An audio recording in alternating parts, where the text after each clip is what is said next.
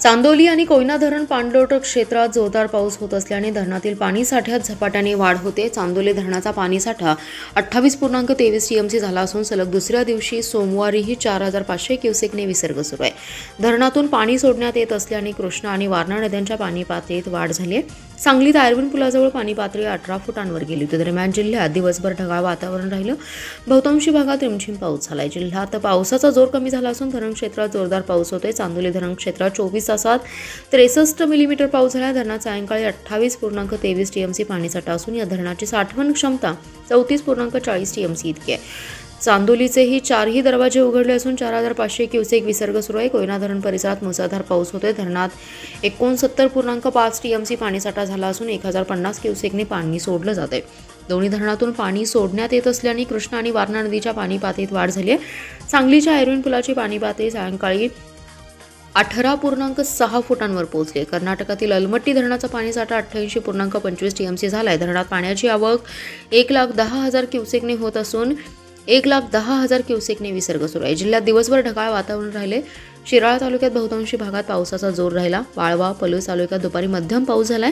मिरज तासगाव तालुक्यात पावसाची रिमझिम सुरू होती। पावसाचा जोर कमी झाल्याने जिल्ह्यात पेरण्यांना गती आल्याचं चित्र आहे। शिराळा तालुक्यात सर्वाधिक 27.6 मिलीमीटर पाऊस झालाय। ठाकरे बंधू मुंबईत एकत्र आल्याने महायुतीमधील भाजप आणि शिवसेना पक्षाकडून राज ठाकरेंपेक्षा उद्धव ठाकरे यांच्यावर जोरदार निशाणा साधला आहे। सांगलीच्या जतमध्ये भाजप आमदार गोपीचंद पडळकर यांनी उद्धव ठाकरेंवर टीका केली आहे। उद्धव ठाकरे हे सूर्याजी पिसाळाची औलाद आहेत अशी टीका केली आहे। भाजप आमदार गोपीचंद पडळकर म्हणाले, उद्धव ठाकरे हे सूर्याजी पिसाळाची औलाद आहेत। 2019 मध्ये महाराष्ट्राच्या जनतेने देवेंद्र फडणवीसांना मुख्यमंत्री होण्याचं बहुमत दिलं होतं, पण उद्धव ठाकरेंनी काँग्रेस आणि राष्ट्रवादीसोबत अनैसर्गिक युती केली। हे सूर्याजी पिसाळासारखं काम उद्धव ठाकरेंनी केलं। देवेंद्र फडणवीस हे महाराष्ट्रातील गोरगरीब लोकांच्या गळ्यातील ताईत आहेत, त्यामुळे उद्धव ठाकरे काय बोलले याला काडीचं महत्त्व नाही असंही पडळकरांनी म्हटलंय। 2019ला त्यांनी फडणवीसांचा घात केला। महाराष्ट्रातील जनतेने भरघोस मतदान महायुतीनं दिलं। उद्धव ठाकरेंकडून दिव्याच्या गाड्या, प्रोटोकॉल, Z+ सुरक्षा सर्व गेलं आहे। काहीही राहिलं नाही। कोणी येतंय का आता मातोश्रीवर? आणि उद्धव ठाकरेंना भेटायला कोणी जात नाही, त्यामुळे उद्धव ठाकरेंचं मानसिक संतुलन बिघडलं आहे असंही पडळकर म्हटलेत। सध्या सर्व गर्दी ही भाजपकडे, एकनाथ शिंदेंकडे आहे, त्यामुळे उद्धव ठाकरे हे वैफल्यग्रस्त बनलेत असंही आमदार पडळकर यांनी म्हटलंय।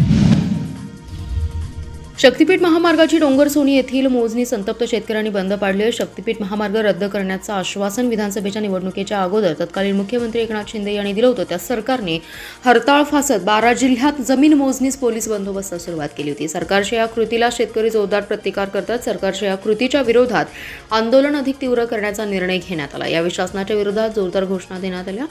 या अगोदर संवाद दूध म्हणून आलेल्या अधिकाऱ्यांना शेतकऱ्यांनी हकलून लावलं। त्यानंतर कोणतेही अधिकारी गावात आल्यास त्यांना काळे फासून त्यांची धिंड काढण्यात येईल असा इशारा दिला होता। त्यानंतर कोणीही अधिकारी गावात आले नाही। शेतकऱ्यांचा विरोध मोडून काढण्यासाठी गावोगावी मोजणी करत असताना पोलीस बंदोबस्त पाठवण्याचा निर्णय सरकारने घेतलाय।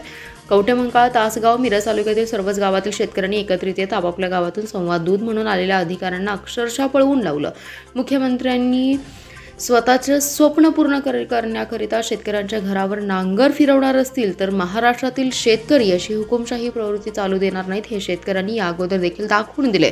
आताही शेतकऱ्यांवर जबरदस्ती करण्याचा प्रयत्न केला तर शेतकरी हाणून पाडल्याशिवाय राहणार नाहीत। जिल्ह्यातील 19 गावातील शेतकरी तसेच महापूर बाधित जनता सरकारचा हा डाव उधळल्याशिवाय राहणार नाही असा इशारा दिला। यावेळी उमेश देशमुख, महेश खराडे, रवींद्र साळुंखे, गुलाब मुलानी, नितीन चांभरे, संतोष टेसाई, सचिन मांगले, रमेश झांबरे, सुदर्शन झांबरे, सदीर शरद पवार, विजय यादव, राजाराम माळी, राहुल यादव इत्यादींसह तालुक्यातील शेतकरी मोठ्या संख्येने उपस्थित होते। तासगाव तालुक्यातील पाडळे येथील 2.5 वर्षाचा शंभूराज शशिकांत पाटील हा शनिवारी सायंकाळी 5 वाजण्याच्या सुमारास वडिलांसोबत शेतात गायी आणण्यासाठी गेला होता। यावेळी वडील जरा बाजूला गेले असता 10 मिनिटात शंभूराज दिसेनासा झाला।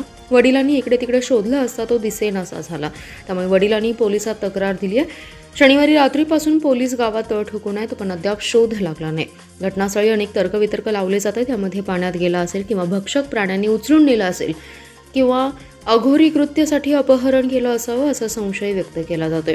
पाडळी गावापासून 1 किलोमीटर अंतरावर असणारे माळेवाडी येथे बालकांचे वडील मुलाला घेऊन जनावरे बांधण्यासाठी शेतात गेले होते, पण 10 मिनिटात ज्या जागी मुलाला सोडलं होतं तिथे मुलगा नसल्याने वडिलांनी पोलिसात तक्रार दिली आहे. पोलिसांनी 3 दिवसांपासून शेजारील विहिरी, ओढा येथे रेस्क्यू टीमच्या सहाय्याने शोध सुरू केला. तर पोलिसांनी वन विभागाने संपूर्ण डोंगरात शोध घेतला, पण हाती काहीच लागलं नाही. 3 दिवसांपासून पोलीस सांगली व कुपवाड येथील रेस्क्यू टीम गावातील तरुण शोध मोहीम करतात, पण हाती काहीच लागलं नाही. त्यामुळे अनेक तर्कवितर्क लावले जात आहेत. यावेळी घटनास्थळी जिल्हा पोलीस प्रमुख संदीप घुगे, पोलीस उपअधीक्षक सचिन थोरबोल, पोलीस निरीक्षक सोमनाथ वाघ, तहसीलदार अतुल पाटोळे, ग्रामसेवक राहुल गुरव, तलाठी, पोलीस पाटील आदी जण घटनास्थळी उपस्थित आहेत.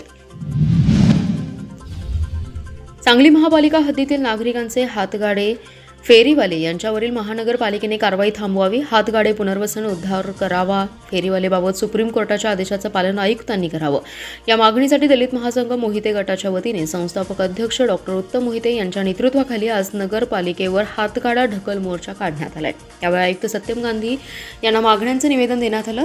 यावेळी मोहिते म्हणाले, आयुक्त हे मनमानी कारभार करून शहरातील हातगाडे फेरीवाले यांच्यावर कारवाई करतात. बहुजन समाजातील बहुतांश हातगाडे फेरीवाले यांचा उदरनिर्वाह हा याच व्यवसायावर चालतो.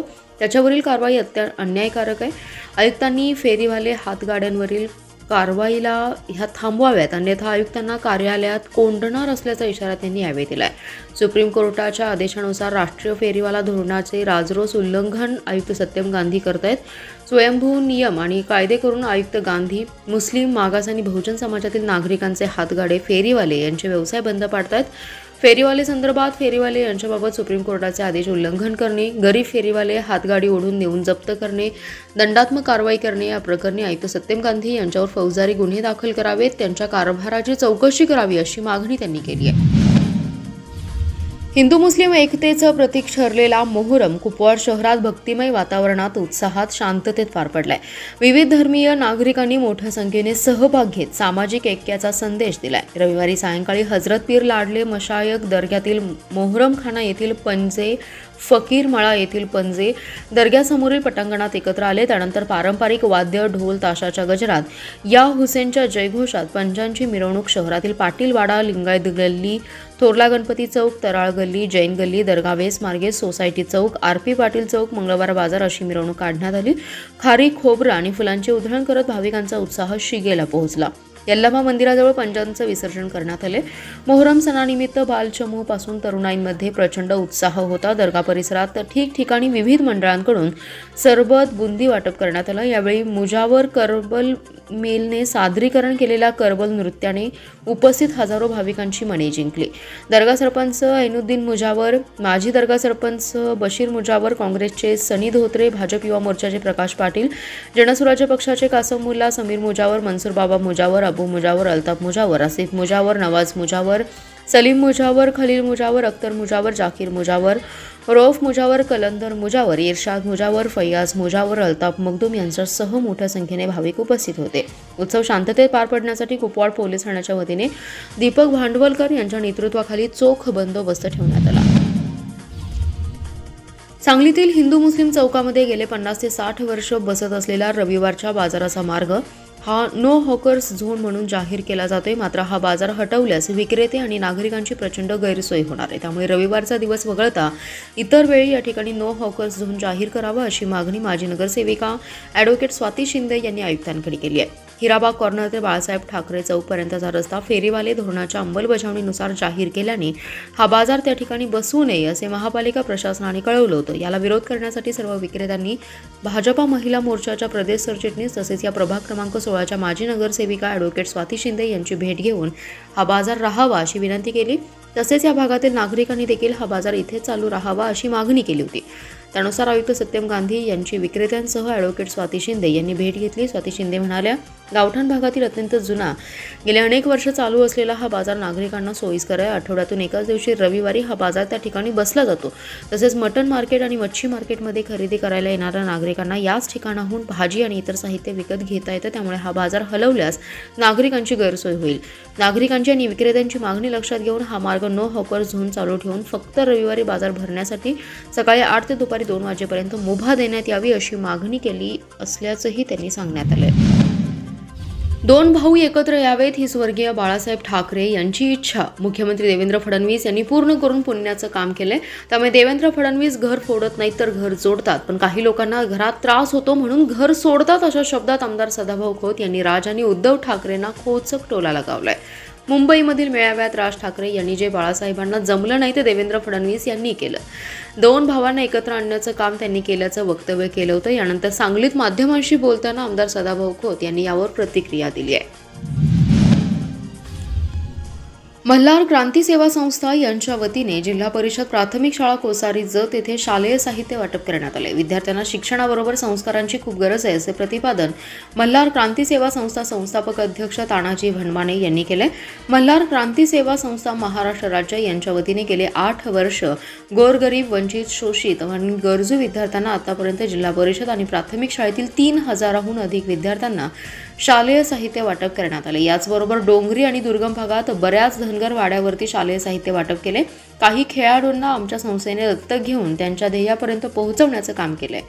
संस्थेच्या माध्यमातून विद्यार्थी गुणगौरव समारंभ, गरजू महिलांना साडी वाटप आणि तरुणांना उद्योग व्यवसायामध्ये आर्थिक मदत, याचबरोबर अनेक वृद्धाश्रम आणि अनाथाश्रमामध्ये धान्य, फळे आणि कपडे वाटप केलेत। निरंतर आपण समाजाचं काहीतरी देणं लागतो या भावनेतून समाजसेवेचा वसा घेतलेली मल्हार क्रांती सेवा संस्था आहे। जिल्हा परिषद प्राथमिक शाळा कोसारी जत येथे मल्हार क्रांती सेवा संस्था यांच्या वतीने शालेय साहित्य वाटप करण्यात आलं। यावेळी उपस्थित मल्हार क्रांती सेवा संस्था अध्यक्ष तानाजी भनमाने, शिवव्याख्याते प्रतीक पाटील, सामाजिक कार्यकर्ते अमन सदे, नेहरू युवा केंद्राचे सागर भनमाने, भारुडकार विजय टेंगले, उद्योजक राहुल सरक, पत्रकार अर्जुन हजारे, पत्रकार अभिजित साळुंके, पत्रकार अरुण पाटील, प्रतीक कोळी, तेजस भनमाने आदी मान्यवर उपस्थित होते।